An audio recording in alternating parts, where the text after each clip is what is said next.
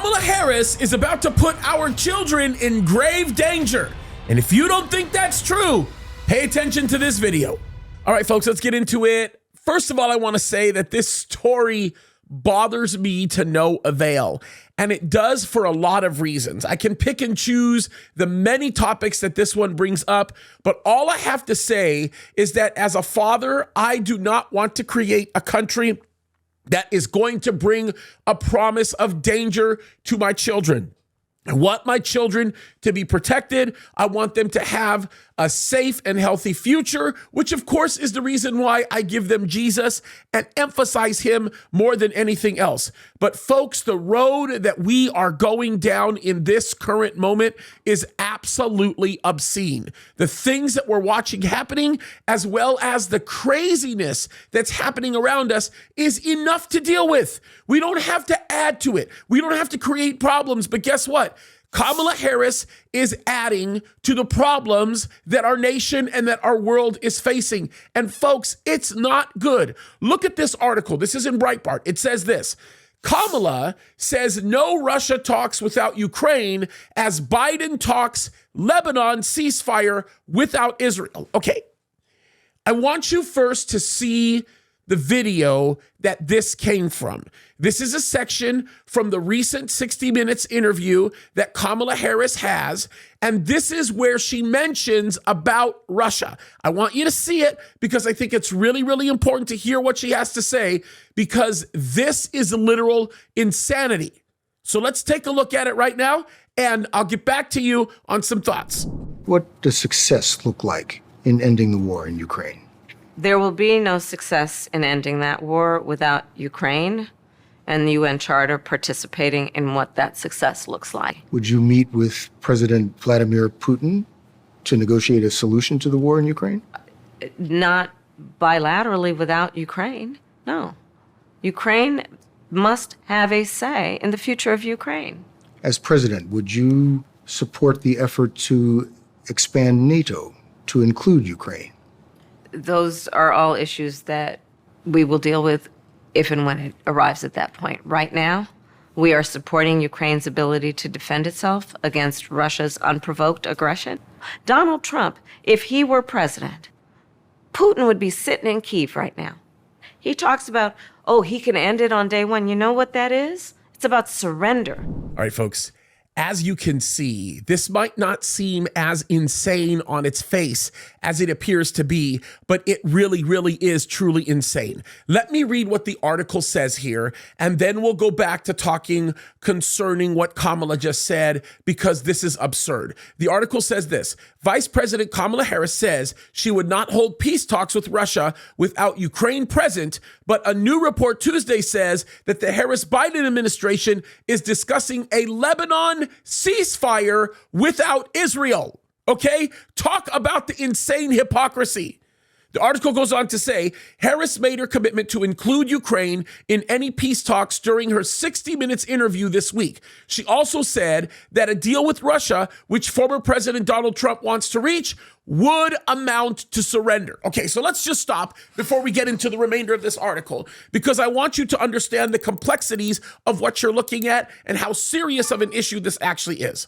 First and foremost, as I have said on many occasions, Kamala Harris has been one of these individuals who has created the mechanism and the machine for war, okay? Understand that one of the contributory variables that led Russia to go into Ukraine doing what it did, not that I'm defending Russia's actions, not that I'm saying that what Russia did was okay, but I'm saying one of the major contributory variables that led to Russia going into Ukraine solely centers around the United States through Kamala Harris encouraging the expansion of NATO. Not just the expansion of NATO, but the expansion of NATO through Ukraine becoming a member state. So when that happened, that definitely triggered Russia. Remember, folks, when the former USSR was dismantled by the USSR, that there was a significant promise that was made. And that promise is that the expansion of NATO would not take place. So when the USSR was dismantled, almost immediately that promise was broken. And that promise was specifically made by the United States of America, as well as the member nations of NATO. And there was great rejoicing at the time that the USSR fell, because the reality of it is the majority function of NATO at that time was to prevent the USSR from expanding or doing anything nefarious. And so the idea behind the expansion of NATO would have been something that would have helped to further the cause of limiting the function of the USSR or toppling it. So when the USSR voluntarily decides that it's going to dismantle itself under the premise or understanding or promise that NATO would not expand, then that is a good faith action on their part. And when they don't see that happening, you have to understand their ability to then defend what is now the Russian Federation is diminished substantially. And the problem has been, ever since that promise was made and ever since the USSR was dismantled, NATO has continued to be expanded again and again and again and again. And so when Russia sees these things and becomes alarmed, you cannot blame Russia for doing it. As a matter of fact, roughly a year, maybe even a year and a half before Russia actually mounts up in Belarus and goes into Ukraine, Russia, basically Putin, went before the international community and he told NATO, you better knock it off. You better off yourself or I'm going to off you, because you are becoming more and more of a threat. And the reality of it is NATO didn't have to become a threat to Russia, because the purpose of NATO was completely accomplished when Russia fell apart when it was the former Soviet Union. And so now, as the Russian Federation continues to grow and the threats against the Russian Federation grow as a result of something that comes out of bad faith and not good faith, you cannot be surprised when Putin chooses to go into Ukraine, because the final straw that broke the camel's back was, in essence, the rhetoric that continued to encourage Ukraine to step into NATO and become a member nation. And folks, Kamala Harris was a big part of that. Kamala Harris ignorantly, and perhaps maybe not ignorantly, maybe she fully knew what she was doing, walked in to a security meeting where she encouraged Ukraine to become a member of NATO, and in doing so, it was one of the most inflammatory things that she could have ever done. European nations that are a part of NATO were like, what in the world are you doing? Why are you doing this? Please don't do this. And in reality, the hand of Russia was forced to do what in essence Russia did. So here's where it becomes interesting, folks.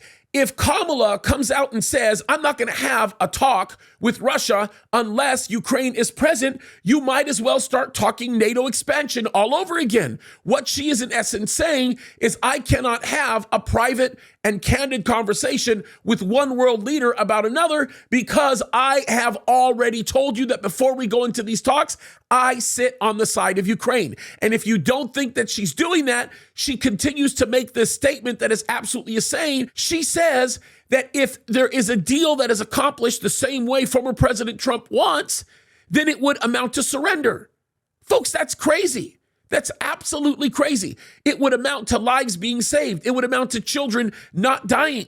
It would amount to our children not having to be dragged into a draft that becomes the completion of a failed proxy war between the United States of America and Russia, because that's exactly what this is. And then at the same time, what kind of a signal are you sending to Russia by saying you won't have a meeting with them unless Ukraine is present, while at the same time, you calling Ukraine an ally and Russia an enemy, which is a mistake in the first place?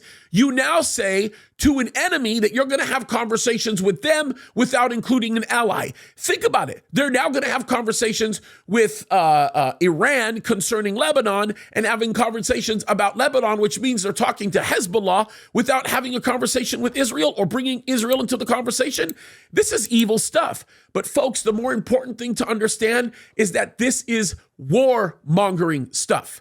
This is the kind of stuff that wars are made of. This is how they not only destroy nations, but this is how they destroy people. And this goes right back to her communistic, ridiculous, insanely inspired nonsense. And it's really important that we understand this. By the way, there's something I want to say about this with respect to the spiritual realm, because this is very serious stuff that we have to open our eyes to recognizing and remembering, because this is a spiritual war, and I need you to understand it. I want you to recognize denies it. So notice what it goes on to say. It says, but the Harris-Biden administration has reportedly been holding talks about a ceasefire in Lebanon with Iran.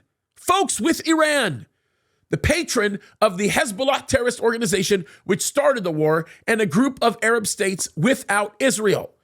The Times of Israel reported the United States and Arab states have launched covert talks with Iran for a comprehensive ceasefire aimed at calming all war fronts at once, Channel 12 reports.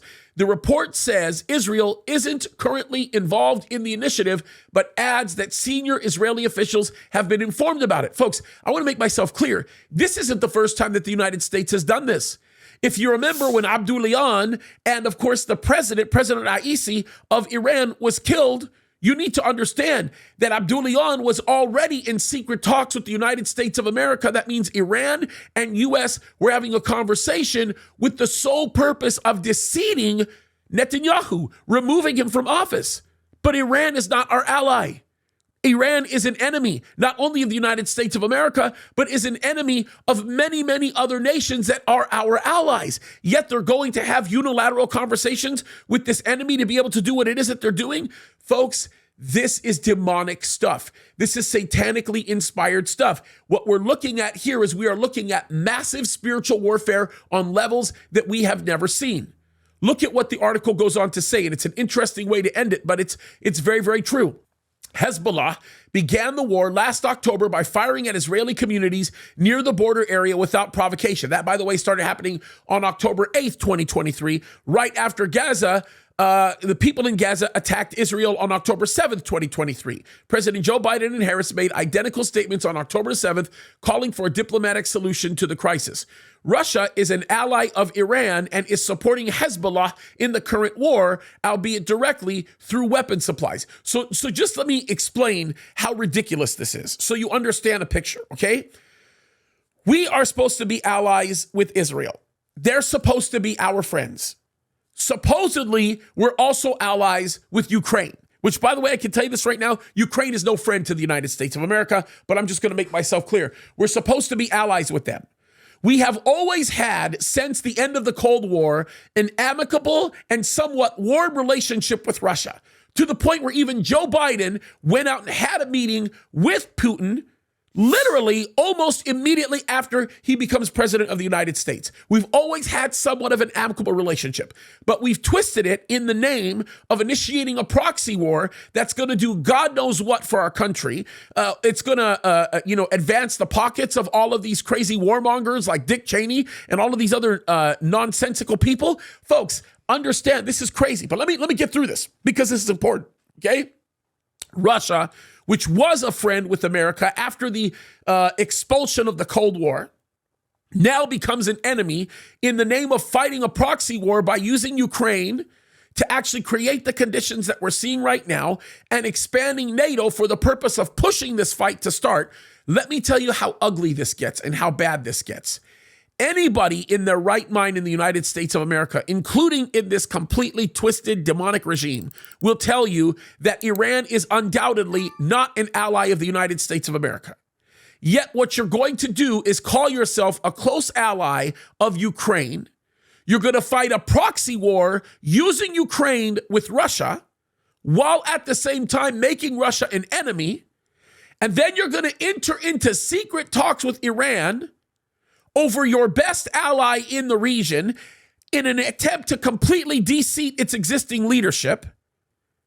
And while all of that's happening, you are going to be very open to allowing yourself to become a sitting target on the homeland because you're allowing yourself to feed information to one enemy in the name of making peace, who will then go to its ally, who we have proclaimed as an enemy, which we don't have to, in order to further the damage that's being done by the proxy war that's being fought. Folks, it is absolutely insane. It's completely crazy. It would be like this. Think about it like this. It would be like being a father and having 4 children. Going to your oldest child and telling your oldest child, you better behave yourself. You better not be treating your younger sisters or brothers poorly. And your oldest child says, okay, and then they stop. They don't do it. And then what you do is you go to your younger children And you basically tell your younger children, I want you to make a problem for your oldest child. I want you to fight your oldest children. I want you to make a problem for your oldest child. You encourage them to fight with one another.